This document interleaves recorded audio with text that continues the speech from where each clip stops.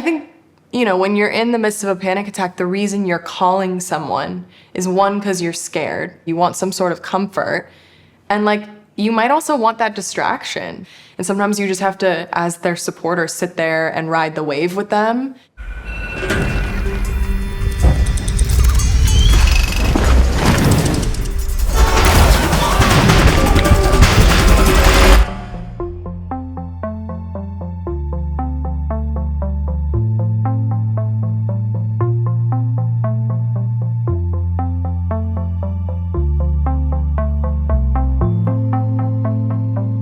I was, like I said, really little, and I was experiencing, symptoms of anxiety. Not even my mom could tell me, oh, that's anxiety. There's been moments for sure where, even it's me who's freaking out. So I'm can't do this. I can't get out of bed today. Oh my gosh, I'm, having a moment. I can't go to work. This is impossible. She, will try and support me as a mom. But then she's also, my manager. So then she's like, well, you have to go to work. It can be frustrating sometimes where you're but I just wish you could be inside of my body to know exactly what I'm feeling right now and why I physically can't get out of bed right now.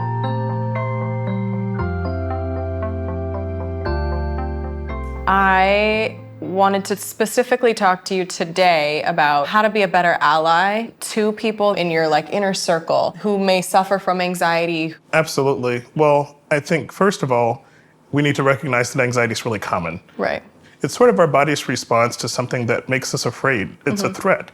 But I think the way to help as an ally is to first recognize when someone's having what would be considered usual anxiety and when it moves into where it's problematic and it interferes with their ability to function. Like you just said, recognizing when this might be something that you guys can just kind of deal with on your own, or if it's something that might need to be taken to a more serious level. Well, let's take a moment to kind of break down anxiety. Yeah. I'm a psychiatrist, so I think about these things very methodically.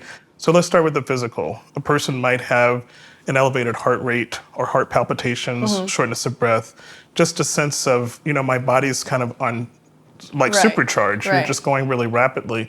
You might feel dizzy or lightheaded. And sometimes people just feel as if they may be having a heart attack or about to have a seizure. And then there are the psychological components. Fear that I'm going crazy, fear that something bad is going to happen. And then there might be these sort of obsessive thoughts about things that have happened in the past, overgeneralization, overthinking, and it just gets into this kind of a track where your brain just can't get off that thinking. And then that might affect behaviors. So when anxiety is around for a long time, we notice that people start isolating, they start avoiding things, they may not want to go out. I know that, your experience in terms of going out on the catwalk or being on an airplane, all of those things that normally we just do without thinking, for the person who's had a panic attack in that situation, it takes them back there. So hearing that those are normal in the anxiety world to feel those things it comforts you a little bit. And as more people come out and talk about their mental health problems or their anxiety, the more the public is aware that, hey, this is a real thing. But especially during the recent pandemic. Maybe normal wasn't the right word. We try to avoid that, but sometimes, it normalizes it. Exactly. And since more people are talking about it, both on social media and in conversations, people are open about the fact that they're in treatment. Again, it's so common and so many people suffer from it, but only about maybe a third of people truly get help. For me personally, I've never gotten into medication, but I'm sure at a certain level, it's necessary for some people, no? Well, Depending. Medication is a choice. Right. And people that have minor anxiety to moderate anxiety, I certainly recommend that you should try having some type of routine. Right. There are things that you can do like meditation, going for a walk, having a nice hot bath or chamomile tea, even going for a jog. Sometimes getting exercise really helps. But there does get to a certain point, at least in my department, where we see folks who their anxiety is so crippling and they might have a more serious illness like obsessive compulsive disorder or generalized anxiety disorder where they can't function. If it gets to the point where you can't get out of bed, you can't face the public, or you can't go out of your house, then it might be time to talk to someone, and maybe a medical doctor is one of those people. Yeah. Unfortunately, every medication that a psychiatrist prescribes has both benefits and side effects. Right. And one of the unfortunate things is that some of these medications, they can be habit forming. And so it's an important conversation to have with a professional. Is this the right thing for me to do? And then to do it under close supervision. Totally. I know that you probably mentor some younger folks in the business. What things do you observe in them when they're having anxiety? It's so interesting because my sister actually came to me 2 days ago and was talking to me about it because she was like, lately I've been having shortness of breath and I've been getting tingly and numb. She was like expressing all these feelings she had had, and it's so interesting being on the other side of it and really feel like, okay, I can understand you and I can sit here and do what I would hope someone would do for me if I was on that end of it. Well, that's a great story. And when you experience someone else's anxiety through their eyes and you put it through your lens and telling them, hey, I've had this, it'll get better. Tell them what things you did and try to help them find their personal cure. I think that's something that's not maybe as talked about is anxiety in a workplace. Whether it be, in a general environment that feels very anxious, or even just if you're personally feeling it and you feel like you want to go talk to your boss about it. And it depends on the workplace. Certainly in smaller workplaces, there isn't like a big HR, human resources department to go to get help. But I think if you witness it in a coworker, the first thing is to let them know, hi, I see something's changing. We need to work as a team here. Is there something that I can talk with you about? You need to realize that you're not necessarily their therapist.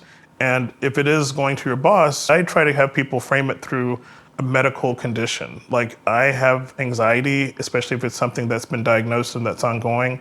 I might need to have accommodations because it is one of those illnesses that's covered under the Americans with Disabilities Act. Oh, really? So in the workplace, there are certain things like giving people more time, giving people more space, coming up with hybrid alternatives. So I have some questions from our audience. The first question, how do you get older generations to understand anxiety and validate one's feelings? Anxiety stretches across all generations. Yeah. It might manifest itself in different ways. So when you start talking across generational lines, I think it's just important to try to find a common language and talking about your experience of fear, your experience of uncertainty, of disappointment.